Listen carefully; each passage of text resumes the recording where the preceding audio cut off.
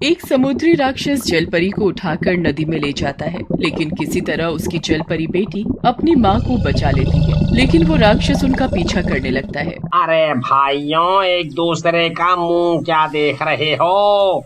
चलो इन दोनों जलपरियों को उठाकर पानी में फेंक देते हैं, नहीं तो वो राक्षस नदी से बाहर आ जाएगा, बाहर। तभी उस जलपरी का पति गोपाल डर जाता है और गांव वालों से विनती करता है, नहीं नहीं भाइयों, ऐसा मत कहो, ऐसा मत कहो। तभी मुन्ना और चिंटू भी वहाँ पहुँच जाते हैं। अरे नहीं नहीं अंकल, ऐसा मत कहो। मीना ने एक बार मेरी जान बचाई थी। अगर आपने उसे नदी में फेंका तो मैं भी नदी में कूद जाऊंगा। मेरा बेटा मुन्ना सही कह रहा है जी, हमें इस छोटी सी बच्ची की मदद करनी चाहिए। हाँ हाँ, कविता सही कहती है, हमें इनकी मदद करनी ही होगी। अरे यार, ये सब के सब गांव वाले पागल हो गए हैं। लगता है सबने मरने का इरादा कर लिया है। अरे मर गए रे, ये नास मिटा तो सच में इनके पीछे पीछे आ गया। अरे भागो रे भागो, अपनी अपनी जान बचाकर भागो। अरे मर गए रे, अब कोई नहीं बचेगा रे, अब सब मरेंगे। अरे भागो। फिर सब लोग वहाँ से भाग जाते हैं। फिर वो राक्षस वहीं पानी में रात होने का इंतजार करता है। विजय उसे पेड़ के पीछे छुप छुप कर देख रहा होता है।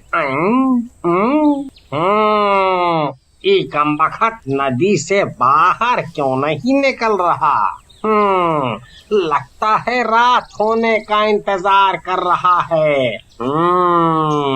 फिर सब गांव वाले एक जगह पर इकट्ठा होते हैं। सरपंच जी, आपने इन दोनों जलपरियों को तो बचा लिया, लेकिन अब उस राक्षस के गुस्से से कैसे बचाओगे? वो नास मिटा वहाँ नदी में रात होने का इंतजार कर रहा है। रात होते ही वो गांव में घुस जाएगा और इस बार कोई नहीं बचेगा। हाँ देखो चुन्नी लाल, मुझे पता है कि तुम्हें पूरे गांव की फिक्र है, लेकिन हम राधा और मीना को उस राक्षस के हवाले नहीं कर सकते। हमें उससे मुकाबला करने के लिए कोई न कोई तरकीब लड़ानी पड़ेगी। सरपंच जी, मेरे पास एक तरकीब है। क्यों न हम इसी तरह उस राक्षस को पिंजरे में कैद कर ले? वाह बेटा वाह, क्या तरकीब ढूंढ कर लाए हो हैं? अब ये भी बता दो कि उस राक्षस को उस पिंजरे के अंदर कैद कैसे करोगे? हैं? हाँ सरपंच जी, ये तरकीब सही लग रही है। मैं उस पिंजरे की एक तरफ बैठ जाऊंगी और जैसे ही वो राक्षस पिंजरे के अंदर आएगा, आप बीच वाला दरवाजा बंद कर देना और फिर वो राक्षस कैद हो जाएगा। नहीं नहीं राधा, इसमें तुम्हारी जान को खतरा हो सकता है। अगर पिंजरे का बीच वाला दरवाजा सही समय पर बंद नहीं हुआ तो वो राक्षस तुम्हें कच्चा खा जाएगा। नहीं नहीं, मैं तुम्हें उसका खाना बनकर उस पिंजरे में नहीं जाने दूंगा। देखो भाइयों, जो भी उस पिंजरे में उस शैतान का चारा बनकर जाएगा, उससे मैं अपनी तरफ से 2 लाख रुपए का इनाम दूंगा। अरे वाह वाह, 2 लाख रुपए। वाह वाह, ये स्कीम तो बहुत बढ़िया लग रही है भाई। सरपंच जी, मुझे लगता है मुझसे बहादुर पूरे गांव में कोई नहीं है। अगर कोई जाने को तैयार नहीं है तो कोई बात नहीं, मैं ही चला जाता हूँ। तो ठीक है, तय रहा। रात होते ही चुन्नी लाल पिंजरे में बैठ जाएगा। गोपाल, जैसे ही वो राक्षस पिंजरे में घुसे, तुम बीच वाला दरवाजा बंद कर देना ताकि चुन्नी लाल की जान को कोई खतरा ना हो सके। जी सरपंच जी, मैं समझ गया। मैं एकदम चौकन्ना रहूंगा। फिर सब लोग पिंजरा बनाने में लग जाते हैं। ए कामचोर, रस्सी को कस के बांध, कस के। कहीं ये रस्सी खुल गई तो वो राक्षस मेरा काम तमाम कर देगा। फिर रात होते होते पिंजरा भी बनकर तैयार हो जाता है। फिर गांव वाले चुन्नी लाल को औरत का मेकअप करके उसे एक जलपरी बना देते हैं। अरे नास मीटो, ये क्या बना दिया मुझे? 2 लाख में सिर्फ पिंजरे में बैठने की बात हुई थी, तुमने तो मुझे जलपरी बना दिया। वो कमबख्त राक्षस जलपरी देखते ही पागल हो जाएगा। नहीं नहीं, मैं पिंजरे में नहीं जाने वाला। मुझे 2 लाख रुपए नहीं चाहिए। अरे चुन्नी लाल, ये आखिरी समय पर कैसी बातें कर रहे हो तुम? अब तुम अपनी बात से पीछे नहीं हट सकते। अब तुम्हें पिंजरे में जाना ही होगा। अबे बूढ़े सरपंच, तू खुद क्यों नहीं बैठ जाता इस पिंजरे में? अरे मर गया रे, ये 2 लाख रुपए के लालच में मैं कहाँ फंस गया। तभी रात होते ही वो राक्षस नदी से बाहर निकल आता है और सीधा गांव की तरफ चल पड़ता है। पूरे गांव में उसके गुर्राने की आवाज आने लगती है। फिर सब गांव वाले चुन्नीलाल को पिंजरे में कैद करके वहां से दूर चले जाते हैं। अरे कमबख्तों, तुम्हारा नाश मिटे, मुझे यहाँ अकेला छोड़कर कहाँ जा रहे हो? मुझे भी अपने साथ ले चलो, मुझे 2 लाख रुपए नहीं चाहिए भाई। अरे बूढ़े सरपंच, मुझे यहाँ से बाहर निकाल। कमबख्त कहाँ छुप गया? अरे अरे मर गया रे, अब क्या करूं, क्या करूं?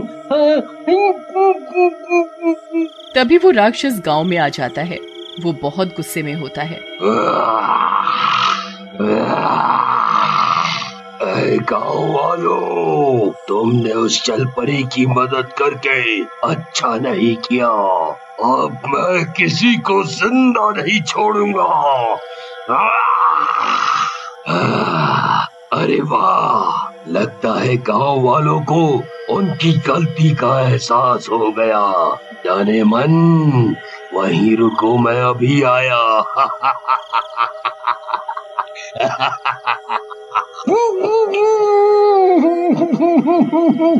आई मम्मी, ये कमबख्त तो इसी ओर आ रहा है। अब क्या करूं, क्या करूं? गोपाल वही पेड़ के पीछे रस्सी पकड़कर खड़ा होता है। अरे चुन्नी भाई, चुपचाप बैठे रहो, ज्यादा शोर मत मचाओ, उसे शक हो जाएगा। अरे गोपाल भाई, तुम तो ही समय पर ये दरवाजा बंद कर देना, नहीं तो ये कमबख्त मेरा कचूमर बना देगा। तुम घबराओ नहीं, मैं तुम्हें मरने नहीं दूंगा, तुम बस चुपचाप बैठे रहो।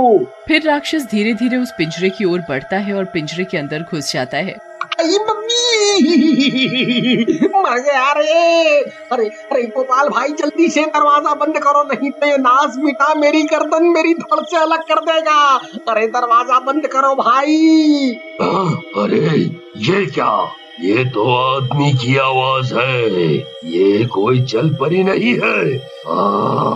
धोखा, धोखा, तुम्हारी इतनी हिम्मत मुझे बेवकूफ बनाओगे? तभी गोपाल पिंजरे के बीच वाला दरवाजा बंद कर देता है और राक्षस पिंजरे में कैद हो जाता है और चुन्नीलाल पीछे के दरवाजे से पिंजरे से बाहर निकल जाता है।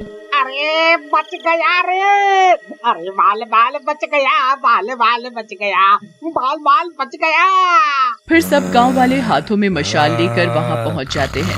गांव वालों, तुमने मुझे धोखा देकर अपनी मौत को बुलाया है, मुझे एक बार यहाँ से बाहर निकलने दो, फिर मैं तुम्हें चुन चुन कर मारूंगा। तू क्या मारेगा इन्हें? आज तो तेरी मौत तेरे सामने खड़ी है। तूने मेरे सारे परिवार को मार डाला, आज तुझे तेरे किए की सजा मिलकर ही रहेगी। मारो, मारो, इसे जलाकर मार डालो। तभी वो राक्षस पिंजरे को तोड़ने की कोशिश करने लगता है। अरे गोपाल भाई, अपनी पत्नी को कहो डायलॉग बाजी खत्म हो गई हो तो जल्दी से इस राक्षस को आग के हवाले करे। अगर ये बाहर निकल गया तो सबसे पहले मुझे ही मारेगा भैया, मुझे ही मारेगा। राधा, अब समय आ गया है, इस बुराई को खत्म करो और एक बार फिर साबित कर दो कि जीत हमेशा अच्छाई की ही होती है। फिर राधा उस राक्षस को आग के हवाले कर देती है और देखते ही देखते वो राक्षस जलकर राख हो जाता है। ए सरपंच, मैंने तुम्हारा काम पूरा कर दिया है। अब शर्त के अनुसार लाओ, मेरे 2 लाख रुपए दो, दो। तुम्हें मेरी शक्ल देखकर लगता है कि मेरे पास 2 लाख रुपए होंगे? अरे तेरा नाश मिटे सरपंच, बूढ़े, तूने मुझे बेवकूफ बनाया, मैं तुझे जिंदा नहीं छोड़ूंगा। हाँ। अरे अरे चुन्नीलाल, रुक जा, अरे रुक जा भाई, मैं गांव वालों को बोलकर तुझे 1000 रुपए दिलवा दूंगा। अरे रुक जा, मेरी जान लेगा क्या? फिर राधा, मीना और गोपाल खुशी खुशी गांव वालों के साथ रहने लगते हैं। इस सीरीज को इतना प्यार देने के लिए आपका बहुत बहुत शुक्रिया। Thank you so much guys.